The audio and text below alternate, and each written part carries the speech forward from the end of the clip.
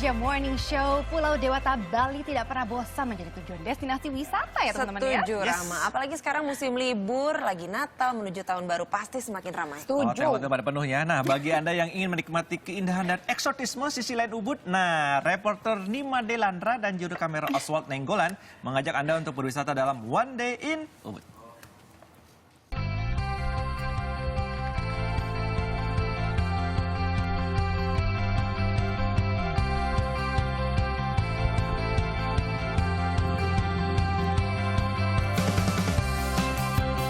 Napak tilas situs sejarah di Gunung Kawi, mengenal seni pahatan kayu, uniknya desa Petulu,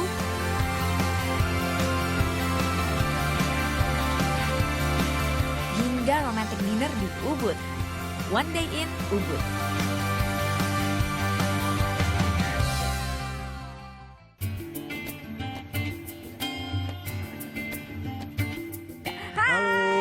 Di One Day In kali ini kita masih akan berwisata 1 hari penuh di Ubud, Bali. Nah, ini saya masih ditemani oleh seorang travel photographer yaitu Bari Kusuma. Dan kita udah sampai di destinasi pertama kita nih Mas Bari. Ya, kita sudah sampai di destinasi yang tempat keren buat hunting foto nih, ya kan?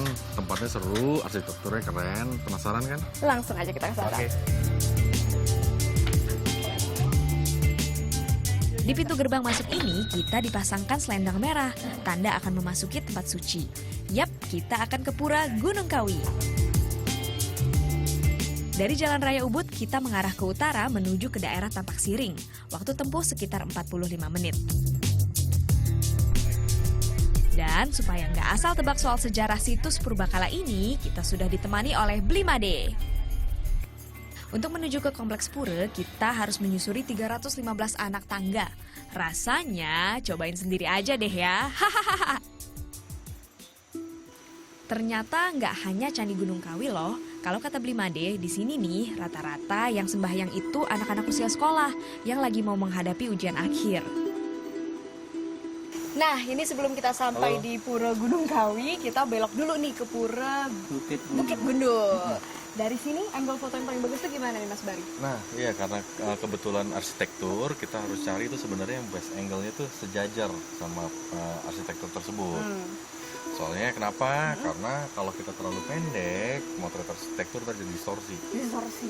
Jadi cari idealnya adalah kita cari yang agak tinggi. Nah, ini kan kebetulan tinggi nih, ya kan? Jadinya nggak distorsi, semua dapat sejajar. Nah, itu sih lebih keren.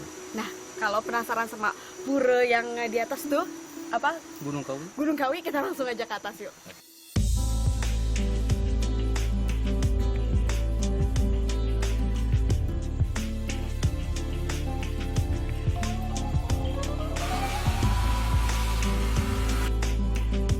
Ini dia Pura Gunung Kawi. Pahatan tebing batu padas dengan gaya arsitektur yang khas. Sekilas, candi-candi yang terukir di tebing ini mirip gayanya candi di Jawa Timur.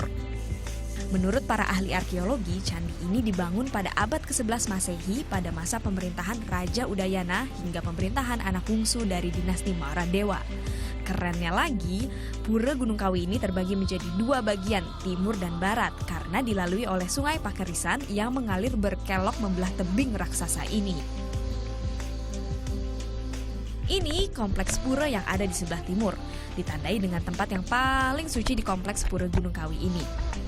Kompleks kecil di antara bangunan dengan atap terbuka dari batuan andesit ini yang dipahat sedemikian rupa membentuk bilik-bilik pertapaan.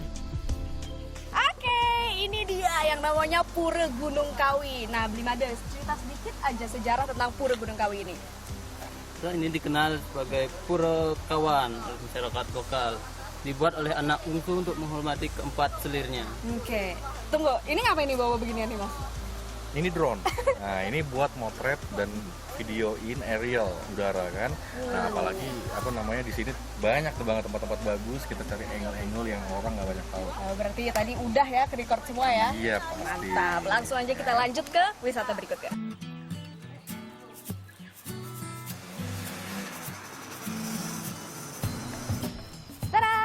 Sementara Mas Bari sedang hunting foto, saya melipir ke Desa Mas. Ini adalah salah satu desa yang ada di Ubud juga. Nah, di sini saya sudah ada di Woodcraft karya Iwayan Mudana. Dan kita akan lihat bagaimana kerajinan woodcraft ini atau pahatan kayu di Desa Mas. Karena ini merupakan sentranya di Ubud. Yuk kita kesini. Desa Mas ini letaknya di Kecamatan Ubud, Gianyar, Bali. Kalau dari Gunung Kawi tadi membutuhkan 30 menit untuk sampai di desa ini. Pak Wayan Mudana ini sudah tak asing dengan kerajinan pahat kayu sejak umur 12 tahun. Kepiawaian tangannya menyulap kayu menjadi barang ukir bernilai seni ini ia dapat dari ayah dan kakeknya. 30% penduduk Desa Mas bermata pencaharian pengrajin ukir kayu. Kalau kata Pak Wayan sih, sejarahnya memang sudah turun-temurun dari nenek moyang. Pak Wayan, saya juga mau coba dong diajarin bagaimana cara memahat. Kalau memahat Kecil aja. itu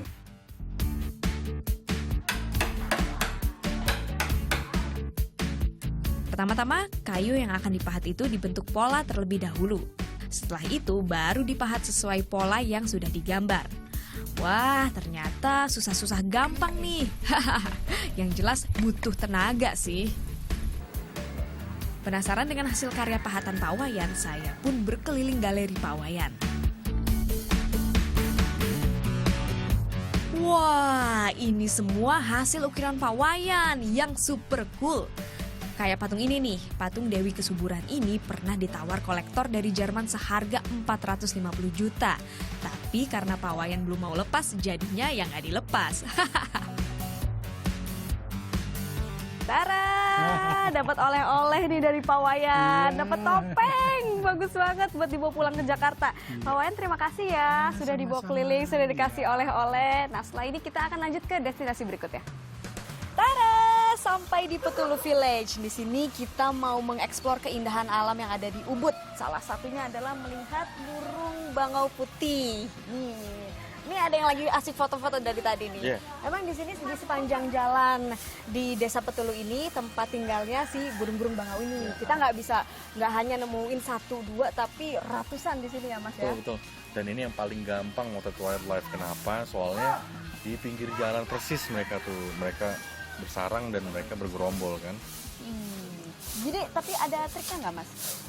Triknya karena gampang banget ya, paling siapin aja lensa tele 300 mili, ya kan? Terus. Ya soalnya nggak perlu masuk hutan, nggak perlu masuk gunung, ya kan? Nah ini tinggal siapin 300 mili. Tapi kayaknya sih memang mereka ini aktif di sore hari, kebetulan karena kita ke sore hari, datang pas sore atau pagi, ya kan? Itu mereka lagi aktif. Cahayanya juga masih bagus ya Mas? Cahaya Ya, so ngerti. Jadi ini kita masih akan explore. Mas Bari mau hunting foto, saya pengen difoto. Jadi kita masih jalan ke sana ya Mas? Oke.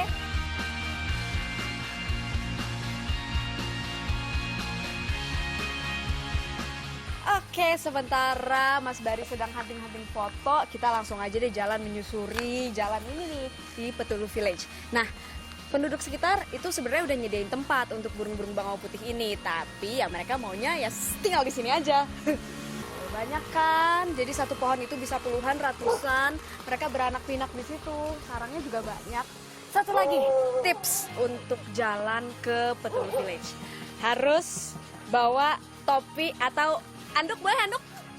Nah, untuk melindungi kepala, biar nggak dapet sesuatu yang jatuh. Tuh.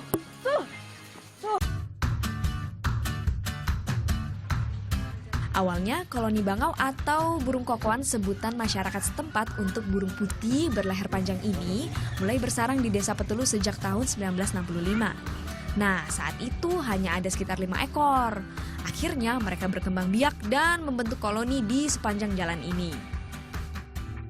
Burung bangau di Desa Petulu ini ada sepanjang tahun, namun sebagian besar pada bulan Oktober hingga Maret. Pada periode ini mereka akan membuat sarang, bertelur hingga menetaskan telur-telurnya. Tada!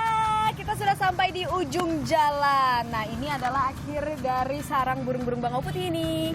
Pakai apa nih? Ini anduk. Buat apaan? Buat menjaga kepala.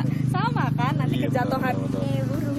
Oh gitu ya, tadi kamera juga hampir kena, tau nggak? Iya, tapi aman kan? Aman. Oke, setelah kita hunting foto, terus juga udah ngelihat keindahan alam Ubud, saatnya kita mengisi Hunting perut. perut.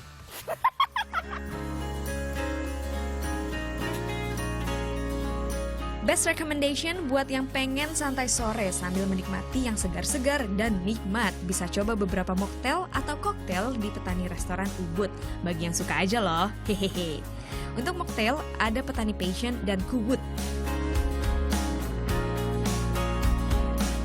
Kalau untuk koktail ada Cempaka Bel dan Mojito. Nah, buat yang pengen kopi, ada juga nih signature coffee-nya, yaitu Coconut Black Cappuccino. Oke, lanjut. Tada! Wow, Gimana? keren banget. Tadi apa? Kenapa? Speechless. Oke, ini buat dari Kusuma udah disediain candlelight dinner dengan menu yang lengkap dari mulai appetizer, main course sampai dessert. Terus ada signature drinknya juga. Oh gitu, sebentar. Lu Gue mau cek berkata dompet apa? dulu. Ada duitnya nggak? Gratis, gue endorse kok. Oh.